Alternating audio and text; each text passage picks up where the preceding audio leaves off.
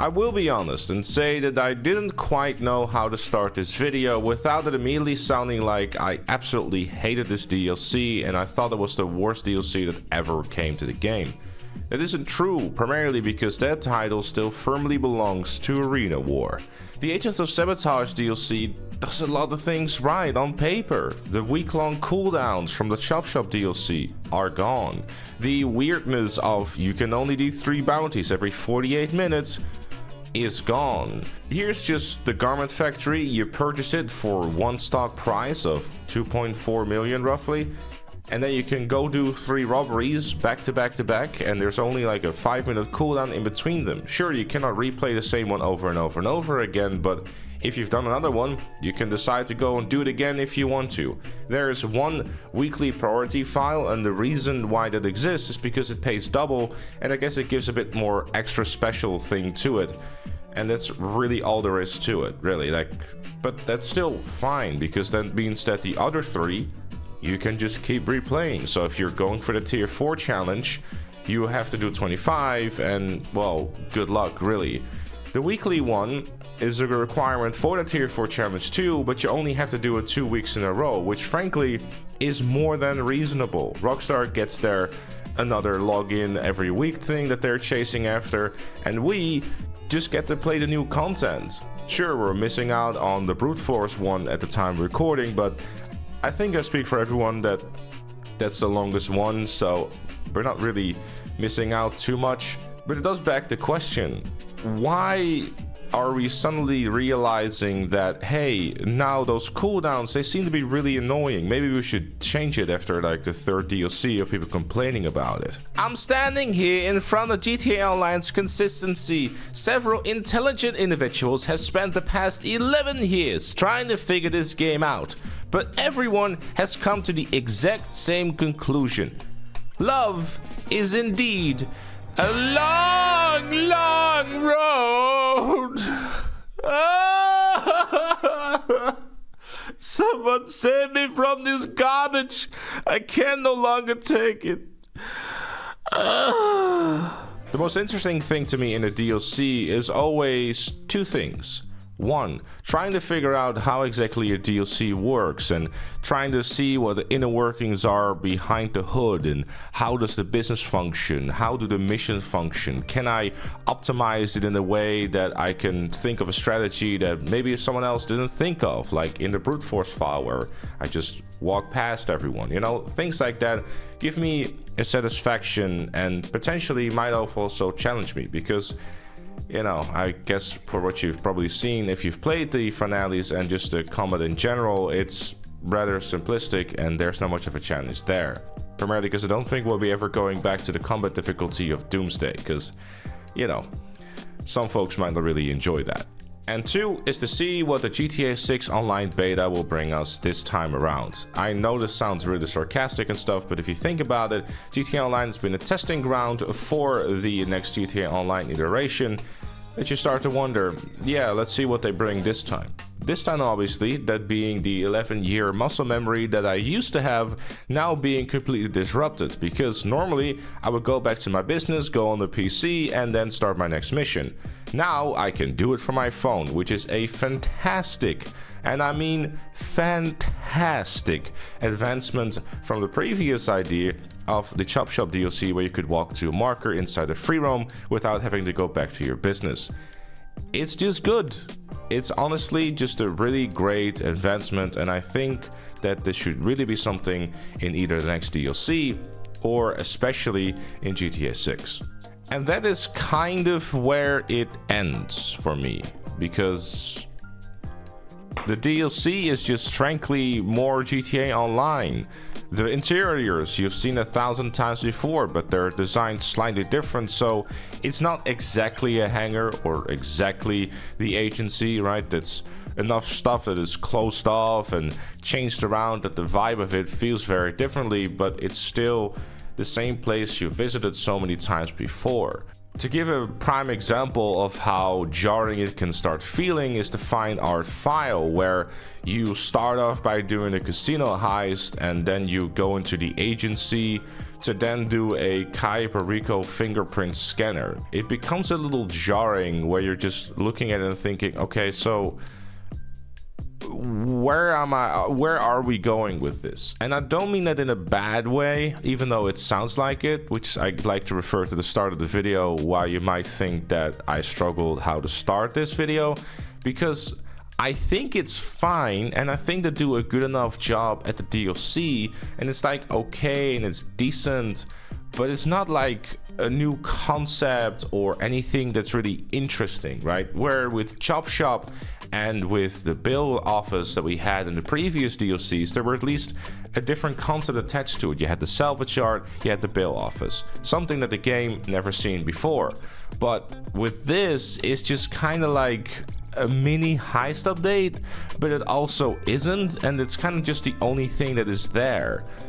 And if you just only play that, it's just like more GTA Online missions that don't really provide much of a challenge, and you just kind of play them, right? And I know this sounds weird, but I just feel it just feels empty to me. So kind of some more examples of what I mean. In the black box file, we're playing Minor Turbulence from single player for the third time. The brute force file, you avoid all the combat in Doomsday Heist because you just walk past everyone. Now, granted, this is me and my infinite wisdom of like, how can I optimize this? So that probably might be a fault on my side, but I got a guide to make people an easy time getting the bonus objective, so, you know. And in Project Breakaway, you do the unit depository for the third time as well. So it's like, we've done some of these things multiple times at this point. And I know Minor Turbulence is a really cool mission, but do we really have to do it like 3-4 times? Sure, there's a different spin done to it, but I also kind of felt cheap that we had to like, you know, watch a cutscene and then suddenly, boom, the plane was in the ocean. I felt a little cheaped out by that, but you know, it might be limitations to the game again, and that's fine. Like the missions themselves, they're fine. They're not drawn out or anything like that. You don't have to always drive to Toledo and then drive back in a slow vehicle. Like the list goes on. They're snappy, they don't take much time, and they pay out a decent amount of cash for those who actually give a crap about that too. Like there's really much to criticize on the missions themselves because they're fine, right? Like I said, they're not drawn out, they're okay. And obviously, the biggest reasons why we're probably getting a DLC like this is because they're head first into GTA 6, but that becomes a really tough pill to swallow when it's been well over a year and we still haven't heard anything from the game since the first trailer. Not a screenshot or Rockstar going, hey guys, the game is coming along nicely. All we have is the CEO of Take-Two going on a podcast saying, this game is gonna be cool, it's probably coming in fall 2025, but I'm only saying that because I want the investors to keep giving us money, so yeah. So how does Rockstar not really expect everyone to look at this DLC and go, is this it? Because this year and this time around, for the first time ever, there's no new Christmas content. The drip feed is looking extremely light in terms of what's still coming. Like there's nothing really to even look forward to. Sure, we have the upcoming like Clock and Bell Farm Raid 2.0 type of thing in a Mackenzie hangar, but it remains to be seen what exactly those missions are going to be like. Are they going to be just as good as the Clock and Bell Farm Raid, or are they going to be another rehash of a previous type of thing that we had in single player where you can just do a bunch of deliveries for another business? It's just more GTA Online, nothing more, nothing less. And sure, you can be fine with that, and that's fine to me in a way too. But it doesn't really excite me, and I don't think it really excites a lot of other folks too. And I will admit that, you know, obviously having played since day one and, you know, just looking at that bright sun of Vice City in the distance and thinking, if only, you know, that doesn't really help either, because I think I speak for a lot of folks that are long-term players. The interest in the game isn't really there anymore, and DLCs like this don't really help, because again, this is kind of what we're left with until probably March when the Clock and Bell Farm Raid 2.0 comes out, like with Oscar Guzman. And after that, we will probably play that for a day or two, and then it's waiting until July for the next big update. And that's kind of it. I know that statement is rather grim, but if Rockstar wants us to continue to be invested into the game, you really gotta do a bit more than what we've been doing over the past 3 DLCs. The formula at this point has been kind of solidified, where in the past 3 DLCs we had the exact same thing happen. A character that was beloved returns. In Chop Shop, this was Yusuf Amir. In the Bail Office, this was Maud. And inside of the Garment Factory, we have Pavel returning. Then, in every single one of these DLCs since Chop Shop, we have police vehicles, a much requested vehicle type to finally make its way to the game, selling all for $5 million each. Clearly they're selling like hotcakes because Rockstar keeps adding them over and over and over again. And I would assume that they're relatively easy to do too, because of the fact that they all have the exact same customization options. You just make them slightly faster and slightly better than its normal component, and hey presto, you have a coquette Gtamen that drives like ass. Then you slap a business on it that has both an active and a passive side. With a Chop Shop, you had the salvage yard and you had the robberies. The Bail Office had the bounties and the boys you could send away. And then in the Garment Factory, sadly, the only passive side of it is like $1,500 every 48 minutes in your safe, and then you can go do a bunch of robberies. So they've done the exact same formula, but then they have kind of scaled back on the interesting side of the business, which is really a shame, and I hope they'll just actually go back to making that a bit more interesting to look into. The reason why the formula is the way that it is very simple. It works. People are kind of resonating with it, because if there's one thing that people kind of tend to get invested into in the GTA Online DLC, it's businesses.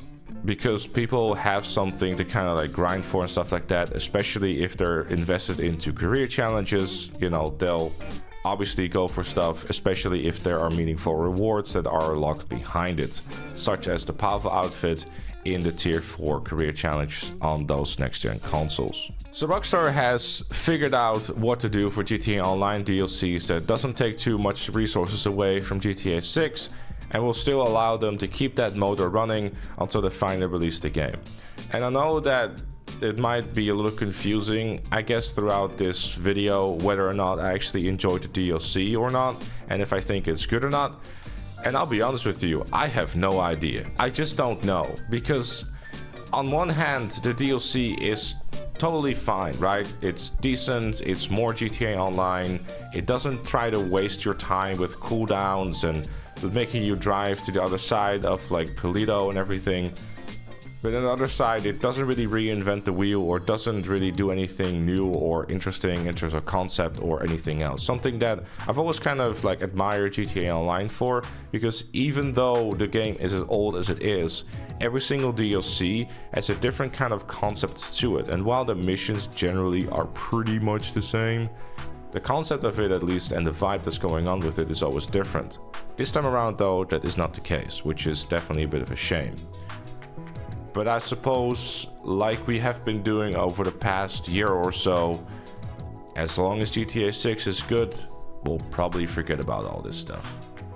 Anyways, that was it for this one. Thanks for watching. Leave a like, subscribe, and become a member like Chloe, GTA Plus, and Notorious GM. And I'll see you all later.